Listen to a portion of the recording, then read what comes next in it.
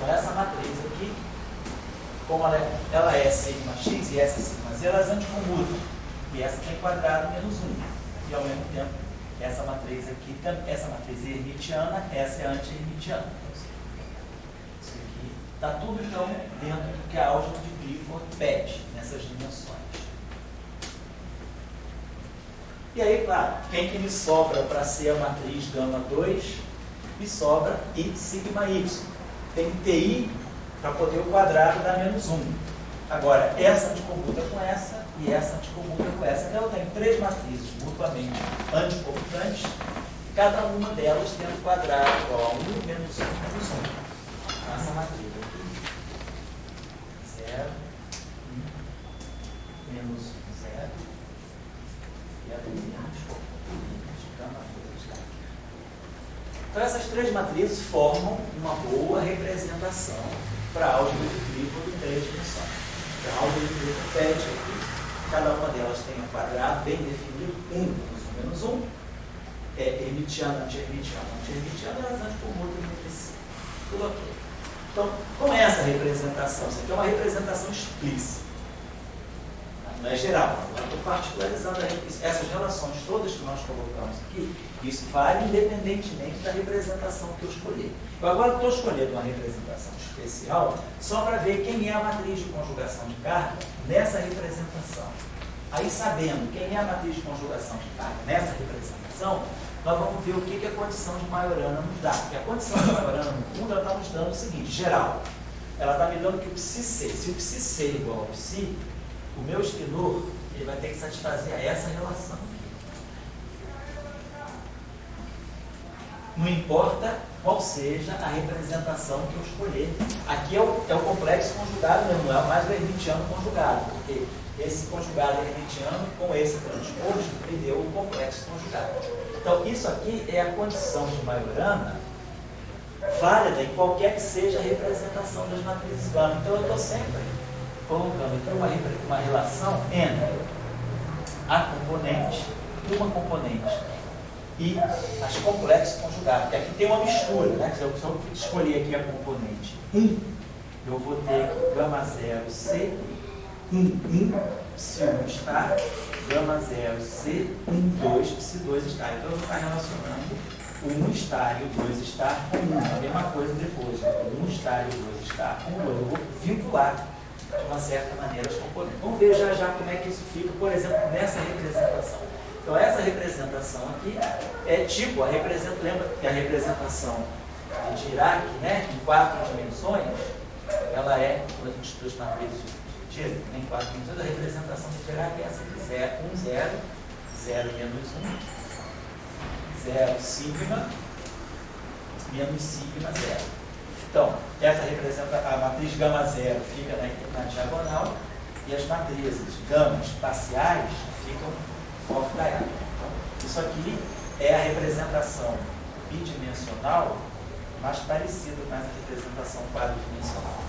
E aí a gente pode agora fixar quem é a matriz de conjugação de carga por aquela relação. Aquela relação lá me diz isso aqui, ó, que C, gama mi transposto, é igual a menos gama mi C. Então, a gente vai lá. C. Nessa representação, a matriz gama 0 transposta é ela mesma, ela é simétrica. Então, fica C gama 0 igual a menos gama 0 C. Eu não sei quem é C. A matriz gama 1 também é simétrica. Então, vai ficar C gama 1 igual a menos gama 1 C. Agora, essa matriz aqui é antissimétrica, então o transposto dela é menos zero. Então, quando eu aplicar aquela relação no gama 2, o sinal menos vai cancelar, vai sumir. Então, vai ficar C gama 2 igual a gama 2C. Então, eu estou procurando uma matriz que anticommuta com gama 0, anticommuta com gama 1 e commuta com gama 2. Então, matriz mais próxima disso é qualquer matriz, por exemplo, que seja proporcional a gama 2. Uma constante pode ser a própria gama 2, se a gente quiser, ou I gama 2, tanto faz. E essa matriz aqui, ela anticommuta com todas aquelas, commuta com ela própria. Essa matriz aqui, a matriz gama 2, é I sigma Y. Portanto, ela é uma matriz hermitiana. É uma matriz unitária. Você vai ser, né? Se eu pegar I, sigma Y dada, I sigma Y, isso vai ficar menos I, um I dá 1, sigma Y é hermitiano, fatura sigma Y que dá identidade. Então, essa matriz aqui, naturalmente, é unitária. E ela também é antissimétrica, então ela satisfaz todas as boas propriedades de uma matriz de conjugação de carga. Então, nessa representação, eu posso escolher essa matriz de conjugação de carga. Claro que ela não é unívoca, eu posso escolher menos de uma fase. Se eu colocar gama 2 vezes uma fase, ela não vai deixar nem de ser antissimétrica, nem vai deixar de ser unitária e nem vai deixar de satisfazer aquelas relações de comutação. Mas eu tomo fase trivial, então vamos ser igual a gama 2.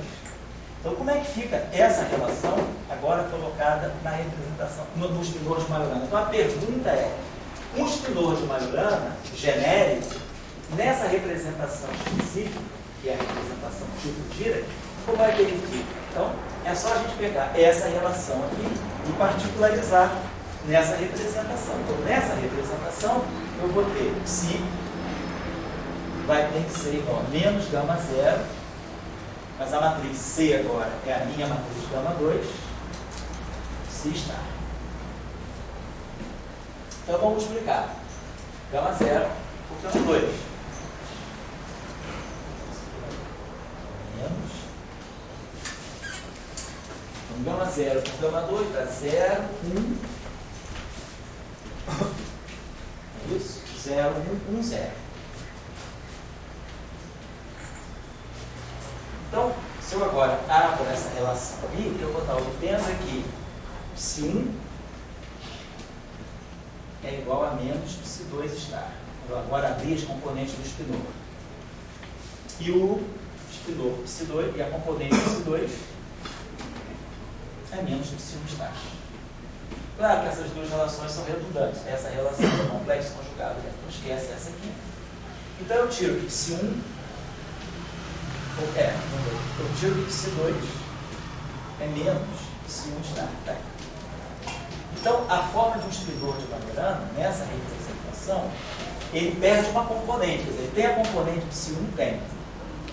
Mas a componente psi2, ela não vai trazer dois números reais independentes. Por quê? Porque o psi2 é menos que psi1 estar. Quer dizer, a forma do spinor de Majorana seria alfa, quer dizer, seria assim, se isso aqui é alfa mais e beta, se isso aqui é o meu psi1, essa componente complexa, eu não estou tirando do spinor a prerrogativa de ter componentes complexas. Dizendo que ele tem componentes complexas, mas as componentes complexas não são todas independentes. Se aqui eu tenho alfa mais e beta, aqui eu vou ter o complexo, o conjugado complexo dele, o sinal trocado. Então vai ficar menos alfa mais e beta. Então, um spinor de Majorana, que teria 4 componentes reais independentes, 4 parâmetros reais independentes, ele agora ficou com 2 parâmetros reais independentes. Ele é um spinor de natureza complexa, mas sujeito a uma condição de realidade.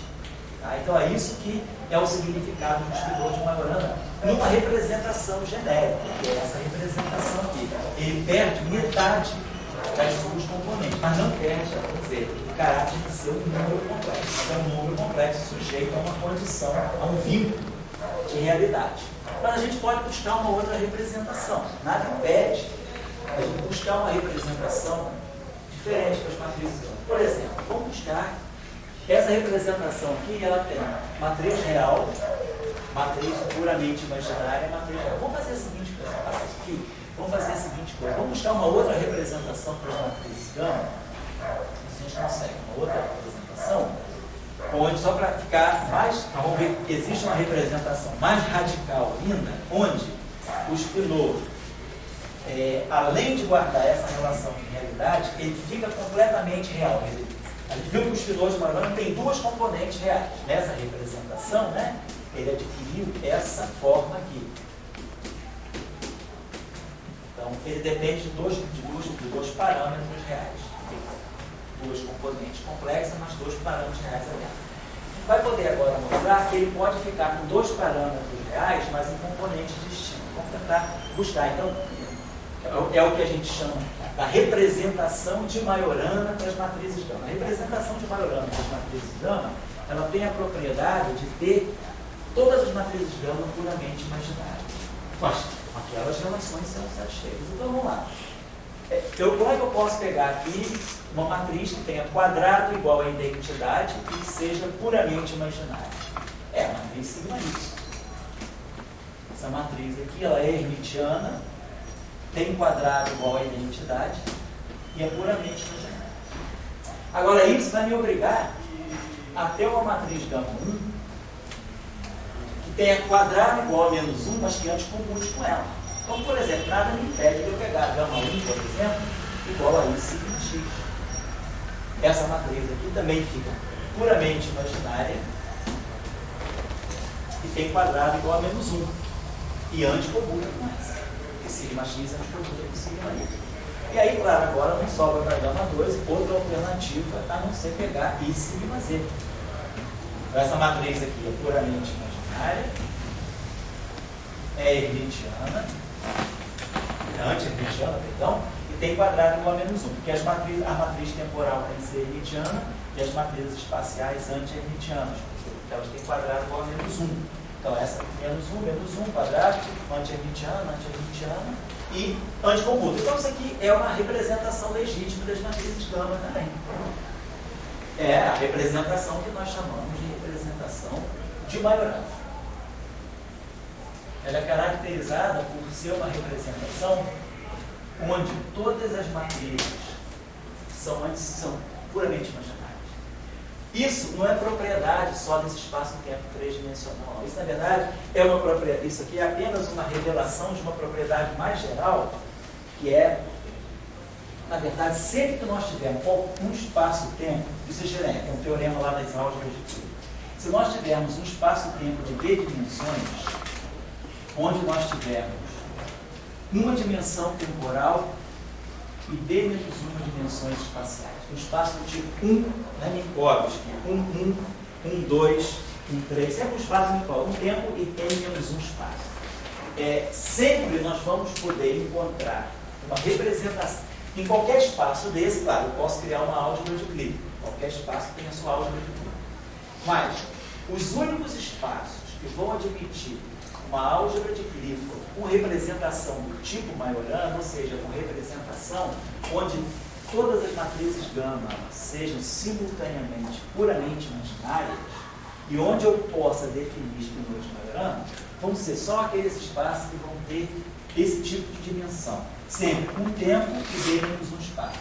Mas a dimensão total do espaço vai ser 2 e 3 módulo único. Ou seja, eu vou poder ter isso no espaço 1 mais 1, duas dimensões.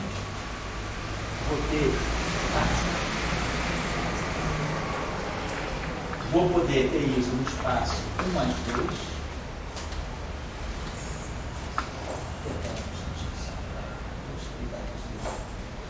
Isso aqui tem 3. Vou poder ter isso no espaço de 4 dimensões.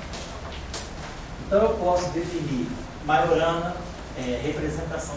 Eu posso sempre escolher, encontrar uma representação puramente imaginária para todas as matrizes gama simultaneamente e nesse espaço com 2 dimensões, 3 dimensões, 4 dimensões. Aí, claro, eu posso agora ir para espaço, tipo 10 dimensões, na verdade é 2, 3 e 4, né? Ah, tá legal. Quando eu digo a dimensão é 2, então isso aqui é dimensão 2, porque é um tempo e um espaço. Dimensão 3, né, um tempo, porque é sempre desse tipo. Esse resultado aqui está atrelado ao fato de eu ter uma única dimensão temporal. Se nós refizermos esse resultado, por exemplo, num espaço que tenha 2 dimensões temporais, ou 3 dimensões temporais, eu posso escolher qual que eu quiser, aí esse resultado aqui muda, já não é mais 2, 3 e 4 módulos. Então, nós estamos falando para todos os espaços-tempo com uma única dimensão temporal e d menos 1 de direções espaciais, nós vamos sempre poder definir espinores de Majorana, não triviais. Eu vou poder impor essa condição de espinor, porque tem espaço que quando eu for impor essa condição, vamos ver já daqui a pouco, essa condição ela trivializa o espinor. Quando eu impuser que o espinor é real, satisfaz a condição de maior, ele cai para zero. Vamos ver isso já por um espaço euclidiano. Mas quando eu tenho uma dimensão temporal e D-1 dimensões espaciais, esse resultado aqui, eu posso sempre definir espinores de Majorana não triviais. Simultaneamente, eu posso sempre arranjar uma representação puramente imaginária das matrizes de Dama, desde que esse espaço seja dessa categoria, 2, 3 e 4, módulo 8. Daqui, claro, a gente pula para 10 dimensões, 1 mais 9, 11 dimensões, 1 mais 10, 2, 3, 4, aí depois módulo 8, né? Então tá, 2, 3 e 4. K igual a 0 dá 2, 3, 4. K igual a 1 dá 10, 11 e 12. Eu posso com espaço também de 12 dimensões, e aí eu consigo definir espinores de Majorana. Aqui, por exemplo, esse espaço aqui de 10 dimensões, é onde a gente pode definir espinores de Majorana. Além disso, nesse caso aqui mais especial, que pode definir em Majorana vai, é onde a gente trabalha com as formulações de superfórmulas. Né? Essas superfórmulas, elas são sempre 10 dimensões desse tipo. 11 dimensões, por exemplo, são as dimensões onde a gente pode formular uma teoria de supergravidade máxima. E 12 dimensões também. Há um tempo atrás, não tanto, há cerca de 10 anos atrás, esses espaços aqui eram bastante estudados e também são aquelas chamadas M-theory. A possibilidade de existir uma teoria chamada M-theory, a partir da qual nós deduzíssemos, inclusive, as diferentes teorias, as diferentes formulações da história. Então, esses espaços aqui são todos os espaços que admitem os espinores de Majorana, por exemplo. Então, nessa representação aqui, que é a representação que a gente chama de Majorana, como é que fica a cara do espinor de Majorana? Vamos lá, a primeira coisa que a gente tem que trabalhar, mudou a representação, busca a nova forma da matriz C nessa representação. Então, vamos buscar a forma da matriz C. A matriz C tem que satisfazer aquela relação a C, gama B transposto igual a gama B C. Vamos pegar gama zero. Nesse caso, a matriz gama zero é antissimétrica. Se ela é antissimétrica, o transposto dela vai produzir um sinal menos. Então, eu botei C gama zero é igual a gama zero. Quando eu pegar a matriz gama 1 e a matriz gama 2, ambas são simétricas. Então, o sinal menos não existe. Então, eu vou ter C gama 1 igual a menos gama 1C. C gama 2 igual a menos gama 2C. E aí a gente está diante do mesmo problema. Eu tenho que buscar agora uma matriz que anticomute com gama 1, que anticomute com gama 2, que comute com gama 0. Então, a matriz que comuta com gama 0 é ela própria. E ela anticommuta com gama 1 e anticommuta com gama 2. Então, nada me impede de pegar C igual a gama 0. É uma matriz unitária, é uma matriz antissimétrica e fecha aquela relação. É uma boa escolha. Então, eu poderia pegar gama 0 ou menos gama 0. Por que menos gama 0 satisfaz a tudo e a mais conveniente? Se eu pegar C igual a menos gama 0, eu vou estar mostrando aqui. Eu posso sempre escolher uma matriz de configuração de carga que vai, ao ser colocada nessa relação, que é geral, essa vale em qualquer representação, quando eu coloco C igual a menos gama 0 aqui, eu trago esse dado para cá, então essa relação fica psi igual a psi estar. C igual a menos gama 0, gama 0 ao quadrado vale 1, então eu tenho agora, genuinamente, um espinor que é real componente a componente. Se 1 igual a psi estar, eu perco essa matriz. Então eu perco o mixing das componentes.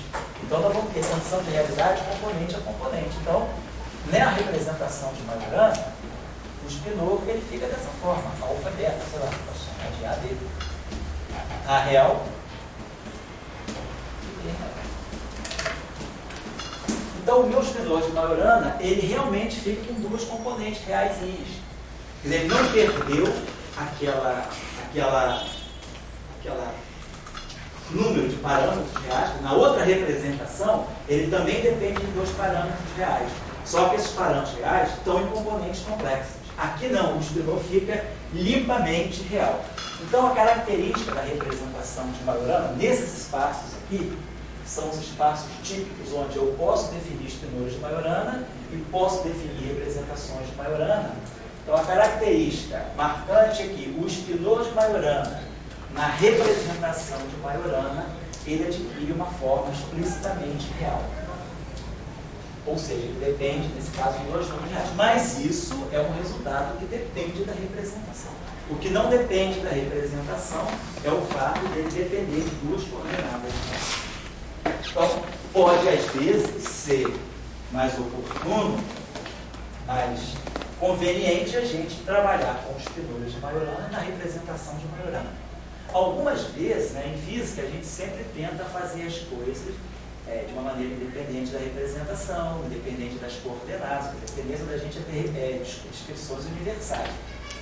A gente vai poder, daqui a pouco, vai começar a fazer uma série de manipulações para poder levar o espinor de Majorana sempre numa representação genérica, mas usufruindo da propriedade que ele tem de ser um espinor sujeito a uma condição de realidade. Tá certo? Essa aqui é a ideia.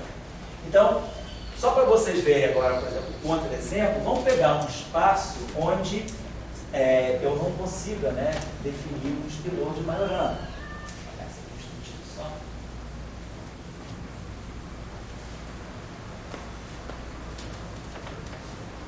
Por exemplo, se a gente pegar um espaço de 3 dimensões euclidianas, só para ter uma ideia, se a gente pegasse um espaço de 3 dimensões euclidianas, 0 mais 3, então a gente poderia, tudo é menos 1, então gama 0 ao quadrado é 1, gama, a gente pode esquecer o menos, porque todos têm um sinal. Então a gente poderia pegar as matrizes, né? Posso pegar a matriz gama 0, sigma x, gama 1, sigma y, e gama 2 igual a sigma z. Então, nesse caso aqui, a gente não vai conseguir, esse aqui tem quadrado igual a 1, quadrado igual a 1, quadrado igual a 1, eu estou no espaço euclidiano, todas antes com um também de si. E o meu espinor é um espinor de natureza complexa, tá? Então, tem uma componente de Si1 complexa e uma componente de Si2 complexa. A questão é, será que eu consigo definir uma matriz de conjugação de carga que satisfaz essa propriedade aqui? C, gama I transposto, C, gama I, igual a menos gama I, C. Então, se a gente, nesse caso aqui, pega algo desse tipo, né? Gama 0, nesse caso, é a própria matriz sigma x. A outra coisa que a gente tem que ter cuidado é assim, quando eu estou no espaço euclidiano, nós não mais definimos, não precisamos mais definir o psi barrado. Vocês estão lembrados que toda a discussão de nós definirmos o barrado da equação de Dirac é para poder trabalhar a covariância. Né? Quer dizer, se a gente definir a representação complexo conjugada, ela não é covariante de Lorentz. A gente precisa introduzir esse objeto aqui para poder. Esse objeto aqui, essa grandeza aqui, ela não é um escalar de Lorentz, né, nos espaços tipo Minkowski, onde eu tenho um tempo e menos 1 dimensões espaciais. A gente precisa então definir esse barrado, que justamente o papel desse gama 0 é fazer com que esse objeto aqui agora seja um escalar de Lorentz. Esse objeto não é escalar de Lorentz no espaço Minkowski. Mas esse objeto aqui é um escalar de Lorentz no espaço euclidiano. No espaço euclidiano, eu não tenho um grupo de Lorentz, eu tenho um grupo é só 3, é só 4, é só 5, então nós temos um grupo compacto. Se o grupo é compacto, as representações unitárias dele têm dimensão finita. Então, a representação espinorial, que é a dimensão 2, ela é finita e é unitária ao mesmo tempo. Então, eu tenho que isso aqui é um escalar de Lorentz. Que, na verdade, nós sabemos, se eu estou no espaço SO3, quem transforma o espinor é o grupo SO2. A rotação feita no espinor, ela vai com uma matriz de SO2. Então, quando eu coloco uma matriz de SO2 aqui e uma matriz de SO2 aqui, por ser SO2, por ser unitária, isso aqui cancela isso. É o que não acontece no grupo de Lorentz. No grupo de Lorentz, quando a gente mantém isso aqui, quem faz a rotação do espaço espinorial não é uma matriz unitária. Então, isso aqui não fica invariante de Lorentz. Aí eu preciso colocar o barrado para corrigir. Então, quando a gente fala do espinor conjugado complexo, então a gente vai falar aquela condição de Majorana, né, que a gente coloca essa condição aqui, a gente lá coloca se barrado transposto. Como é que a gente chegou a isso aí? Pegando a conjugação de carga da equação de Dirac. Basicamente o que a gente faz é isso aqui. Ó. Pega a equação de Dirac, I, gama mi, dmi, psi. Vamos esquecer a parte eletromagnética. Vamos deixar a equação de Dirac livre. E tira o barrado dela. Então fica menos I, dmi, psi barrado, gama mi barrado e gama mi, menos M, psi barrado, rosa. Aí a gente transpõe essa equação. Menos I, gama mi transposto, dmi, psi barrado transposto, menos M, psi barrado transposto, igual a zero. Aí a gente multiplica toda essa equação pela matriz de conjugação de carga. Coloca aqui um C, coloca aqui um C. E aqui a gente coloca um C menos 1, C. Aí, C, gama mi transposto, C menos 1 é menos gama mi. Então esse primeiro termo fica I, gama mi, dmi. Esse objeto aqui, C, psi barrado transposto, nós chamamos de psi C. Esse termo aqui mantém o sinal menos, fica menos M, psi C. Então a gente mostra que a simetria da conjugação de carga da equação de Dirac é que tanto o espinor original psi quanto o espinor psi C, eles satisfazem a mesma equação. Então ambos descrevem o mesmo tipo de partícula com a mesma massa. Né? A diferença vai estar na carga, porque esse objeto aqui vai ter uma carga oposta ao objeto psi. Então, basicamente é isso que a gente faz na equação de Dirac quando a gente está no espaço euclidiano. Mas agora, quando eu estou no espaço de quando eu estou no espaço euclidiano, nós não precisamos do barrado. Então, basicamente, o que a gente faz é o Dagger. A gente vai pegar aqui menos I, gama mi, menos I, dmi, psi Dagger, gama mi. Lembrando que, quando eu estou no espaço euclidiano, todas as matrizes são hermitianas. Diferentemente do espaço uniforme, eu sou obrigado a colocar um X por aqui. Então, o que faz o papel do barrado agora é o próprio Dagger. Então, gama de Dagger é gama mi, menos M psi Dagger. Aí a gente transpõe. Quando eu transpuser, eu vou ter menos I, gama mi transposto, dmi psi estar. Menos M psi estar. Igual a zero. E aí, o que eu vou fazer agora? Vou colocar aqui a matriz C. C aqui, C. Então, na conjugação de carga da equação de Dirac vista no espaço euclidiano, o que vai ser o espinor conjugado de carga vai ser isso aqui, ó. Vai ser o C. Eu tirei C psi estar. E aqui o transposto, quando lá mantinha, porque ficava barrado ou transposto, mas nesse caso não tem barrado, tem Dagger. Então, quando eu tirar o transposto do Dagger, sobra só o conjugado hermitiano. Então, o espinor conjugado de carga no espaço euclidiano é C psi estar. E a relação de conjugação de carga, para poder essa equação aqui ficar da mesma forma invariante, é essa aqui. Tá? Então, eu teria que procurar. Então, a nossa ideia, no espaço euclidiano, para poder refazer a ideia do espinor de Majorana, eu vou buscar o espinor conjugado de carga, ele é dado dessa forma. Então, o espinor de Majorana vai ter que satisfazer a essa condição aqui, psi igual a C, psi estar. Então, no caso, isso aqui é para euclidiano. E me imposto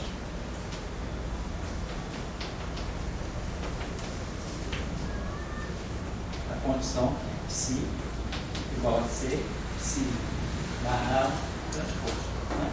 Então aqui a condição é um pouquinho mais elaborada, porque eu preciso da definição do barrado, que inclui o gama zero, e aí o transposto pode comer o barrado. Né? Aqui não, aqui seria Dagger transposto.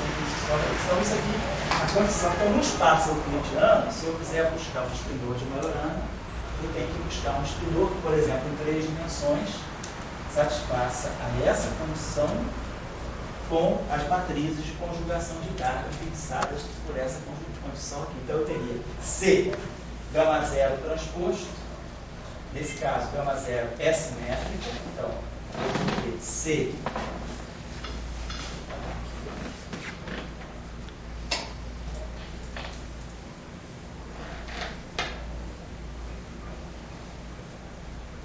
então nós teríamos, nesse caso, tridimensional agora, euclidiano. Se eu quiser pegar a condição de Majorana naquela representação, eu vou ter C gama zero igual a gama zero C. Porque a matriz sigma x é simétrica. A matriz gama 1 é o sigma y, que é antissimétrica. Então eu vou ter C gama 1, aqui é menos, igual a gama 1C. E a matriz gama 2 ela é simétrica, então ela mantém aquele sinal menos. C gama 2 igual a menos gama 2C. E aí eu teria que procurar, quer dizer, a matriz que satisfaz a essas propriedades trivialmente é a matriz gama 1. É a matriz sigma y, certo? O que é a matriz gama 1? Ela anticomuta com gama 0, anticomuta com gama 2 e comuta com si próprio. Então, a matriz de conjugação de carga pode ser gama 1, pode ser menos gama 1, não importa. Qualquer matriz proporcional a gama 1. Então, eu teria que chegar nessa relação aqui agora. Si igual a gama 1 se está. Então, gama 1 é o sigma y, 0 menos i e 0. Então, eu teria si 1 igual a menos i se 2 estar. Aqui é 0 menos i e 0. E o psi 2 igual a y se 1 estar. Certo? Então, se eu tirar o complexo conjugado dessa relação aqui, eu vou ter psi 2 estar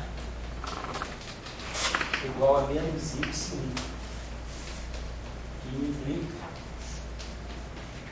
y1 é y2 estar.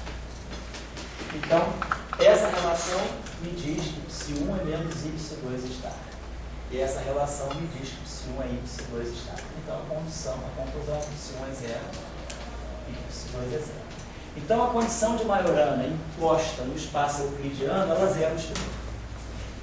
No espaço de Minkowski, não. Então, nem todo espaço euclidiano admite espinor de Majorana. 3 dimensões, 4 dimensões. Então, é preciso ter a dimensão minkowskiana, ter a diferenciação entre estrutura espacial, dimensão espacial e direção temporal, para a gente poder acomodar a ideia de um espinor real. E a supersimetria precisa disso. Então, uma questão complicada de supersimetria, uma questão discutida de supersimetria, quando em teoria de campos faz a famosa rotação de Wick que vocês da temperatura precisam fazer, numa teoria supersimétrica, se você tem uma teoria supersimétrica definida no espaço de Minkowski, você vai, beleza, faça a rotação de Wick para poder botar todo mundo no espaço euclidiano, tudo convergir. Aí você faz a rotação de Wick, você está violando uma coisa forte, você está praticamente adulterando a supersimetria, porque você está falando, a supersimetria é baseada no espinor de Majorana. Sim. Quando eu faço a rotação de Wick, que eu vou para o espaço euclidiano, eu perco a noção de espinor de Majorana. E a supersimetria, o que acontece? Então, essa discussão, tem gente que diz que sim, tem gente que diz que não. Tem uma briga na literatura, o que é realmente a rotação de Wick numa teoria supersimétrica. Esse é um ponto interessante de discussão. É um ponto que assim, é uma discussão que corre na literatura. Tem gente que então, tem prescrições especiais, que você não basta fazer a rotação de Wick. Você tem que fazer a rotação de Wick e ter cuidado como é que agora você manipula o espinor de Majorana, porque senão você faz a rotação de Wick e você não está quebrando a supersimetria. Tá? Então, às vezes as coisas não são tão triviais. Uma questão simples, algébrica, como essa. Então, só quis mostrar para vocês que no espaço euclidiano, a condição de Majorana ela fica mais simples, né? Mas quando eu imponho que um espinor é de Majorana, ele trivializa. Então, nós vimos que é preciso ter uma dimensão temporal e naquelas dimensões 2, 3, 4, módulo 8, eu consigo definir espinores de Majorana e a característica dos espinores de Majorana é que eles têm metade do número de parâmetros reais. Se eu tiver um espinor em 4 dimensões, se eu tiver um espinor com 4 componentes, em geral os espinores têm 4 componentes complexos. Então eu tenho 8 parâmetros reais aqui dentro. Se eu imponho a condição de Majorana, eu caio de 8 parâmetros reais para 4 parâmetros reais. Quando nós fizemos lá o curso de equação de Dirac, a gente estudou a condição de Majorana, a gente tinha visto que o espinor de Majorana no espaço de Minkowski ele tinha essa forma aqui, ψ1, ψ2, ψ1 está menos que ψ2. Então, no fundo, ele tem as componentes complexas, mas essa componente aqui deixa de ser independente, passa a ser o complexo conjugado dessa, e essa dessa. Então, eu tenho 2 parâmetros reais aqui e aqui, e mais 2 aqui e aqui. Então, no final do dia, eu tenho 4 parâmetros reais e não 8 parâmetros reais. Isso é o que é o papel da condição de maioridade. É diminuir, vamos dizer, o número de graus de liberdade dos dois. Só para lembrar vocês aí essas coisas. Então, vamos voltar aqui para a nossa história do espaço euclidiano tridimensional, né? A gente pode voltar para cá, a gente fez esse parênteses aí, e vamos trabalhar, eu não quero falar daqui a pouco, umas relaçõezinhas que são simples, mas que são... Fala mais. Esse espaço 0 mais 3 pode definir a matriz de Pauli? A matriz de Pauli pode ser definida? Quer dizer, a matriz de Pauli, ela é independente dos que ela. A matriz de Pauli pode ser definida em qualquer espaço. Agora, a questão é a álgebra de Clifford. Você pode sempre ver o que a matriz de Pauli, na verdade, a matriz de Pauli, ela são geradores do grupo S3, S2. Né? Como é que se define? Assim, da onde é que saem as matrizes de Pauli? As matrizes de Pauli saem dessa licença, então, só para fazer uma revisãozinha. Quando você queira definir o grupo S2, a gente sabe que é um grupo de matrizes hermitianas, de matrizes unitárias, de determinante 1. Então, vamos dizer, uma matriz típica de S2, ela vai ter essa estrutura, ela vai ser, vamos dizer assim, exponencial de uma matriz aqui. Ela tem determinante 1, então eu posso sempre escrever uma matriz de determinante 1 como sendo exponencial de uma matriz de traço zero. Quais são as características dessa matriz aqui para que essa matriz seja unitária e especial? As características são que essa matriz aqui seja hermitiana e tenha traço nulo. Então, a matriz mais geral possível que eu posso colocar aqui para que eu tenha uma matriz de SO2 é uma matriz hermitiana e de traço nulo. Então, a matriz hermitiana tem diagonal real. Então, aqui tem que ser A e B. Mas ela tem traço nulo. Então, o único jeito é que aqui seja menos A. Condição de traço nulo. Para ela ser hermitiana, esse cara aqui, se ele for um alfa mais beta, ou alfa menos beta, faz esse cara aqui alfa mais beta. Então, essa matriz aqui eu posso escrever como sendo alfa 0, 1, 0, mais beta 0, menos 1, 0, mais gama 1, 0, 0, menos 1. Então, são as 3 matrizes de Pauli que aparecem aqui. Então, tudo que eu preciso para definir as 3 matrizes de Pauli é falar de uma matriz SO2. Então, e a transformação, quer dizer, SO2, na verdade, é uma transformação que, na verdade, está associada ao grupo SO3, que é um espaço euclidiano. Então, na verdade, vamos dizer, a matriz de Pauli ela sai do espaço euclidiano. Mas ela sai do espaço euclidiano não estando diretamente no espaço euclidiano, mas estando naquele espaço que nós chamamos de espaço de recobrimento do espaço euclidiano, que é o espaço 2x2, que é o espaço complexo de 2 dimensões, C2. Legal? Então não tem incompatibilidade de você falar de matriz de Pauli no espaço euclidiano. Certo? E aí, você justamente usa as matrizes de Pauli para construir a álgebra de Clifford de S a 3. Você vai para um espaço euclidiano tridimensional. Aí você fala, vamos dizer, dimensão 1. Aí não tem, se você vai para o espaço euclidiano tridimensional, não tem dimensão para cima e para baixo. A métrica é a métrica euclidiana.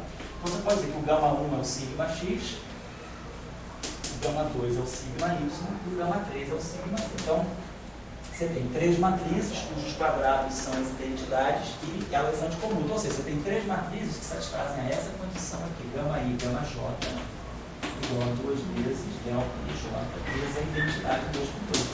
Então, isso aqui é a álgebra de Clifford, do espaço tridimensional, do espaço euclidiano de dimensão 3. E essa álgebra de Clifford é feita exatamente com as matrizes de Pauli. Certo? Você estava associando a matriz de Pauli ao espaço complexo, ao espaço Minkowski. Olha só. Eu vou lá, Edgar.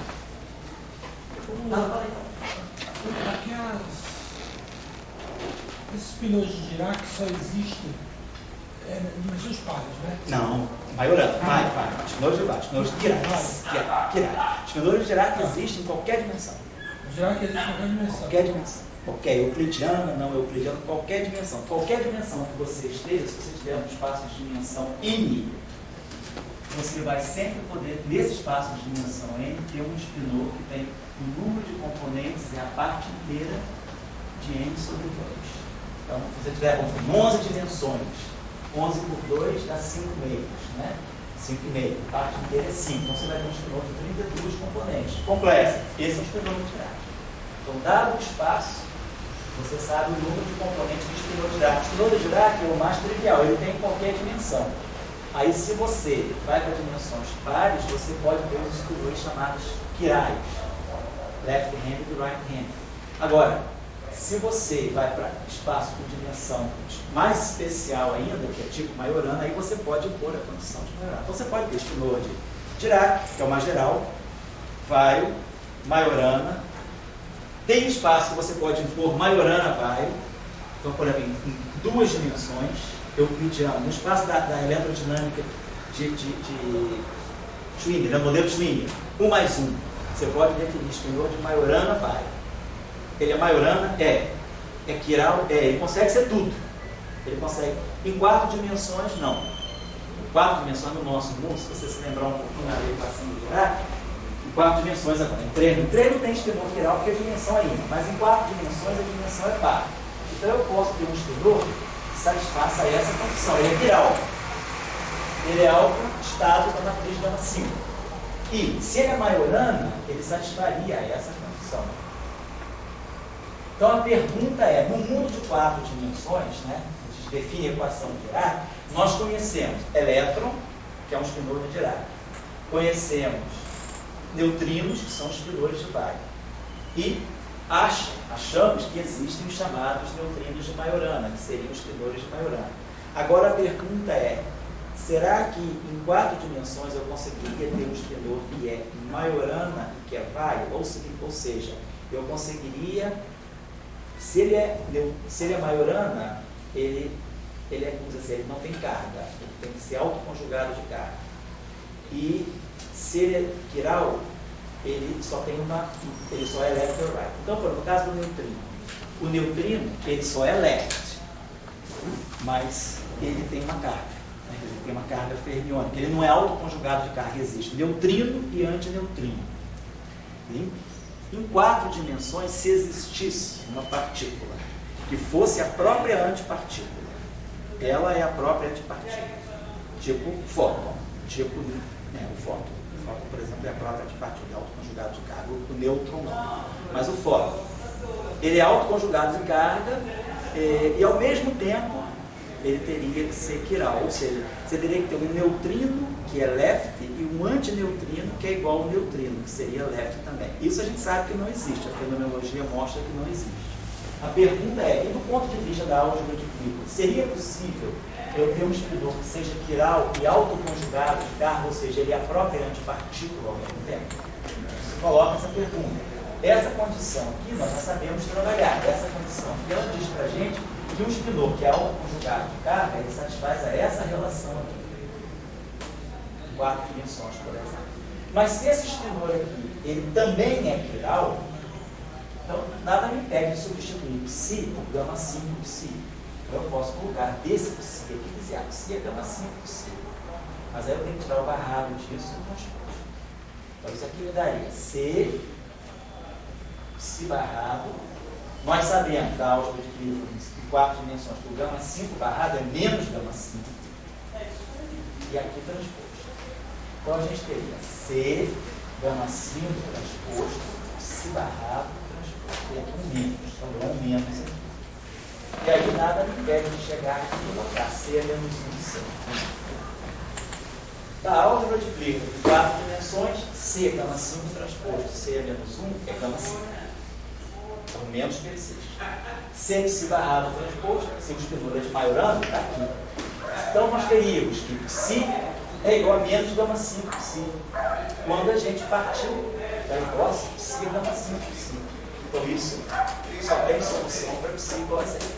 Então, por exemplo, em 4 dimensões, 1 mais 3, espaço de hipótese, se você impuser simultaneamente que o espinor é Majorana e é Weber, trivializa, ele vira zero. Você pode ter Majorana, pode ter vai, mas não os dois juntos. Mas, por exemplo, em 10 dimensões você pode ter os dois juntos. Em duas também. Em duas dimensões. Vamos pegar o espaço de pegar aqui o espaço duas dimensões. Exercício rapidinho que a gente pode fazer. Pega o espaço, vamos dizer, o famoso modelo de Schwinger, 1 mais 1. Então, métrica de Minkowski, mais 1 menos 1. Matrizes de Dirac, duas dimensões. Eu tenho que pegar um gama zero cujo quadrado seja identidade. Então, as matrizes duas por duas. Eu posso pegar, nada me impede de pegar, por exemplo, gama zero igual a sigma z e gama 1 igual a sigma x, por exemplo. Vou pegar isso aqui. Tá? Então, a gente vai ter que definir uma matriz. Nesse caso, não tem gama 5, eu vou definir o gama 3. A quiralidade, né? Ela vai ser gama 0 e gama 1. O que caracteriza a matriz de quiralidade? O quadrado dela tem que ser identidade. Então, isso aqui é gama 0, gama 1, gama 0, gama 1. Gama 0 vem para cá, descomuda, dá um sinal menos. 1 menos 1. Então, tá legal. Então, essa matriz aqui é a boa matriz de quiralidade de 3 dimensões. Então, se eu puser a condição de maior, então se eu impuser em duas dimensões, 1 mais 1, eu tenho um espinor quiral, esse espinor tem que satisfazer essa condição. Gama 3 de si igual a si. Então isso é um espinor left, um espinor right, que é isso. Isso aqui é o análogo em 1 mais 1 dessa condição aqui que a gente põe lá em 4 dimensões. Aí, a gente sabe que a matriz de conjugação de carga satisfaz a essa relação. C, gama B transposto, C menos 1 igual a menos gama B. Então, vamos ver como é que fica a matriz de gama 3. C, gama 3 transposto, C é menos 1. Vai ser C, gama 1 transposto, gama 0 transposto, C é menos 1. Deixa eu botar intervalo, tá? Então, aqui eu boto C é menos 1, C. Então, aqui vai ficar C, gama 1 transposto, C é menos 1, tá? Menos gama 1. E aqui vai ficar menos gama 0. Quanto tempo? A gama 1, gama 0 é menos gama 0, gama 1. Então, a grande modificação é que em duas dimensões, a matriz de quiralidade tem esse comportamento aqui sob conjugação de cargas. Aqui não. Em 4 dimensões, C, a matriz de quiralidade, ela não muda de sinal quando eu faço uma transformação de conjugação de carga. Mas em duas dimensões do modelo de Schwinger ela muda. Então, se nós definirmos um espinor que seja Majorana e que seja quiral, eu vou impor essa condição. Ele é quiral, então ele satisfaz a essa condição. Ele é Majorana, então ele satisfaz a essa condição. Então, vamos trabalhar a condição de Majorana. C barrado, transposto. Vamos usar psi, gama 3 psi. Isso aqui é C, gama 3, psi, barrado, transposto. Isso aqui é C, psi barrado, gama 3 barrado, transposto. Vamos ver em duas dimensões como é que fica o gama 3 barrado. Gama 3 barrado é gama 1 barrado e a gama 1. Gama 0 barrado e a gama 0. Então, isso aqui é menos gama 0, gama 1. Então, o gama 3 barrado é menos gama 3. Então, isso aqui vai ficar C, gama 3 transposto, psi barrado transposto, tem um sinal menos aqui. Aí eu faço a mesma coisa, eu boto um C menos 1 aqui e um C aqui. Então, C, gama 3 transposto, C menos 1 é menos gama 3. Então, isso aqui vai me dar mais gama 3. E C, psi barrado transposto é psi. Então, eu não chego a nenhuma contradição. Eu mostro que gama 3 psi é igual a gama 3 psi. Então, as duas condições conseguem conviver sem se conflitar. Então, por exemplo, em duas dimensões, você pode falar de um espinor que seja quiral e ao mesmo tempo anticonjugado de carga. Então, digamos, se no mundo bidimensional, o neutrino, se você fala de uma teoria eletrofrática, no espaço onde você define, uma teoria eletrofrática de Schwinger, se você fala do modelo de Schwinger, que é eletrodinâmica em duas dimensões, junta com uma interação fraca em duas dimensões, você vai trabalhar com um neutrino que ele é autoconjugado de carga. Então, em duas dimensões não haveria distinção entre neutrino e antineutrino. Só há neutrinos. Neutrinos são antineutrinos. E aí, o neutrino é quiral, o antineutrino, que é ele mesmo, também é quiral. Você não tem conflito. Em 4 dimensões você tem conflito. Porque o neutrino, você tem neutrino e antineutrino. Se um tem quiralidade mais left, o outro é obrigado a ter right. Então você não consegue pôr a condição de Majorana, porque você teria que ter uma partícula que é ao mesmo tempo left e right. Ninguém consegue ser ao mesmo tempo left e right. Não é em cima do muro, as partículas não são isso, ou é left ou é right. Tá certo? Mais ou menos por aí, tá certo? Só para ver se ele se acomodou ainda, tá? Ainda está desconfortável. Eu mexi com algum paradigma importante para você. Eu me confundi um pouco com essa dimensão. Eu lembrei do negócio aí, mas eu não sei bem o que. Mas é aquelas coisas que a gente tem de ouvido que estão mal resolvidas, né? Essas matrizes, achei que só em certas dimensões elas podem ser definidas. Não, né? Tá bom.